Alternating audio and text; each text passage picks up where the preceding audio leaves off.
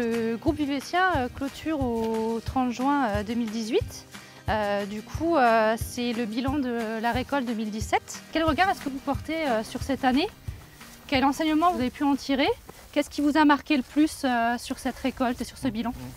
Tout d'abord, cette année, c'est une année tout en contraste, parce que si on regarde déjà d'un point de vue général, en fait, l'agriculture s'est retrouvée sur la place publique tous les jours. Si on regarde les performances du groupe, les performances ne sont pas totalement à la hauteur de ce que l'on attendait. Il y a eu la crise du beurre, il y a eu la récolte des agriculteurs qui fut une récolte moyenne, avec des prix plutôt bas.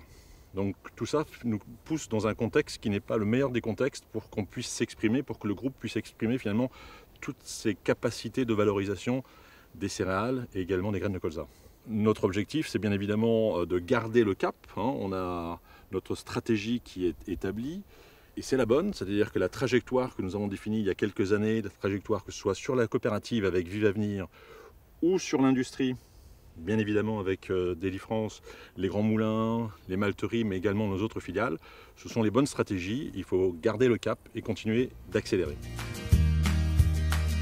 En tant qu'agricultrice, je m'interroge, pourquoi aller vers l'international? Pourquoi ce développement est-il si important que ça pour le groupe Vivescia? Et là où je m'interroge aussi, c'est que finalement les coopérateurs ont été, on va dire, des investisseurs pour permettre justement à la COP d'aller se développer dans des activités de transformation. Moi, ma question, c'est qu'est-ce que vous répondriez à des adhérents qui attendent un véritable retour sur investissement, d'autant plus au vu des années un peu difficiles qu'on vient de traverser? La première question, c'est pourquoi avoir été à l'international? Déjà, on a développé nos industries ici en local parce qu'on avait ce besoin de transformation et cette volonté de ne plus exporter, puisqu'on perdait 15 à 17 francs du quintal à l'époque. Faire un peu de valeur ajoutée ici. Exactement, de créer de la valeur ajoutée sur place. Sauf que nos clients se sont internationalisés, ils sont devenus plus grands. Et la question pour nous était de savoir si on allait accompagner ces clients et finalement rester également un fournisseur important pour eux en local, ou juste abandonner notre envie d'être transformateur et d'aller capter de la valeur ajoutée. Donc ça, c'est la première raison. La deuxième raison aujourd'hui, elle est relativement simple, c'est que là où se trouve la croissance aujourd'hui, c'est essentiellement en Europe, mais encore plus, par exemple, en Asie. Nous sommes en train de nous développer. Donc si on veut aller capter de la valeur ajoutée, il faut aller là où elle est en train de se développer, mais également quand on regarde nos rentabilités, la rentabilité française de l'ensemble de nos outils industriels est moins importante, elle est de moitié, de celle que nous avons en Europe ou de celle que nous avons dans le monde. Et maintenant la question finalement qui est la question fondamentale pour l'agriculteur, et moi là-dedans, qu'est-ce que je retrouve? On a défini depuis un certain nombre d'années maintenant une politique de dividendes claire. Nous souhaitons tous les ans que notre industrie puisse renvoyer des dividendes à l'ensemble des actionnaires, que ce soit des actionnaires individuels, agriculteurs ou collaborateurs, bien évidemment, les coopératives partenaires du projet Vivescia Industrie et Vivescia Coopérative. Et donc ce retour de dividendes vers la coopérative et donc indirectement vers les agriculteurs, ça c'est le vrai message que nous avons aujourd'hui, au-delà du fait que le fait de valoriser aujourd'hui les céréales en local, c'est un retour direct que les agriculteurs trouvent tout de suite dans le prix de leurs céréales, dans le prix de leurs graines. Par rapport à ce que vous venez de dire, c'est que je m'interroge quand même parce que en tant qu'adhérent, nous on a quand même investi finalement dans la coopérative qui s'est développée et qui nous ramène effectivement de la valeur ajoutée. Mais l'adhérent est à mon avis en attente d'un peu plus que le programme de dividendes aujourd'hui annoncé. Quoi qu'il arrive, et là c'est peut-être pas le message le plus positif que je puisse vous pousser, mais quoi qu'il arrive, on ne pourra jamais compenser une période de marché très bas, mais on pourra toujours la complémenter, et c'est ça notre objectif, c'est bien en fait d'améliorer le quotidien. Et c'est bien l'état d'esprit en fait de notre groupe coopératif. L'argent qu'on gagne en plus de la rémunération du marché, on le garde soit pour se désendetter, soit pour réinvestir pour les générations futures. Et je crois que justement l'état d'esprit d'une coopérative, c'est ça. Je suis performant sur le terrain, je suis compétitif et en même temps, tel qu'un agriculteur peut le faire d'ailleurs, parce qu'on est tous des entrepreneurs, et bien tel qu'un agriculteur peut le faire sur sa ferme, on entreprend, on prend des risques, parfois avec des échecs, mais aussi avec beaucoup de réussite. Et tout cet argent finalement, eh bien, il permet en fait au groupe de s'accroître et au final de renvoyer des dividendes.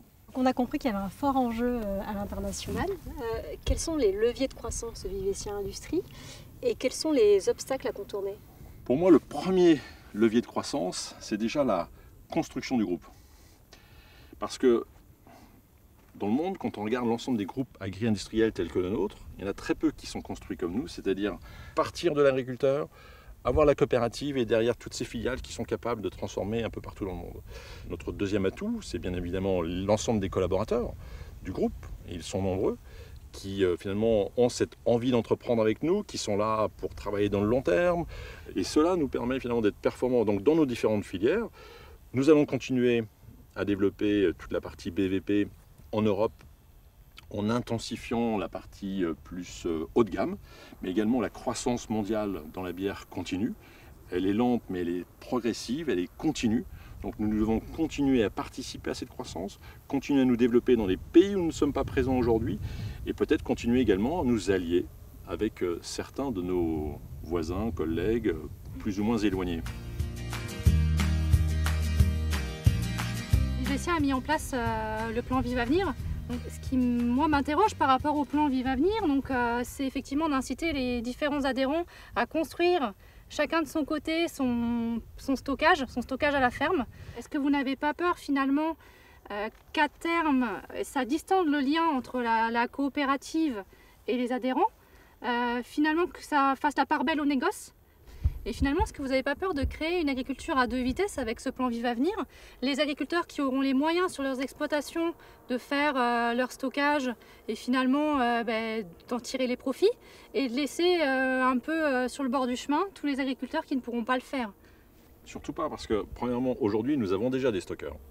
Donc ils sont déjà dans la configuration d'agriculteurs qui stockent. Deuxièmement, je tiens à rappeler que s'il y a un plan de performance logistique, c'est bien pour créer de la valeur, et pas juste pour finalement repousser des charges sur les agriculteurs, bien au contraire. L'objectif, c'est que les agriculteurs qui le souhaitent, et pas tous les agriculteurs, puisqu'on va garder des silos sur le territoire. L'objectif, c'est pas d'enlever d'un seul coup tous les silos et de taper avec une baguette magique sur la table et de dire « il n'y a plus de silos ». Non, non, on va garder des silos. Donc créer la valeur chez les agriculteurs qui le souhaitent, parce qu'ils vont pouvoir alloter, tel que le font déjà ceux qui stockent aujourd'hui. Arrêter finalement d'avoir des échanges entre silos, donc des transports de grains entre les silos qui sont des pertes de valeur pure et dure. Aujourd'hui, nous transportant en graines ramenées en euros sonnants et trébuchants, entre 8 à 10 millions d'euros par an.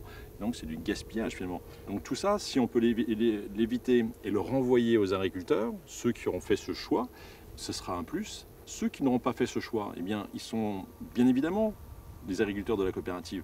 Et quand on vient dans une coopérative, et surtout quand on vient chez Vivescia, c'est pas par obligation ou par opportunisme, parce qu'il y a le silo à côté, non. Et puis il y a ce lien coopératif qui nous unit tous, qui est à mes yeux extrêmement important, parce que quelle que soit la taille aujourd'hui d'une exploitation agricole, elle est toute petite par rapport au marché. Et donc c'est bien en étant unis, en travaillant ensemble, qu'on arrivera à construire l'agriculture de demain et à construire une agriculture régionale forte.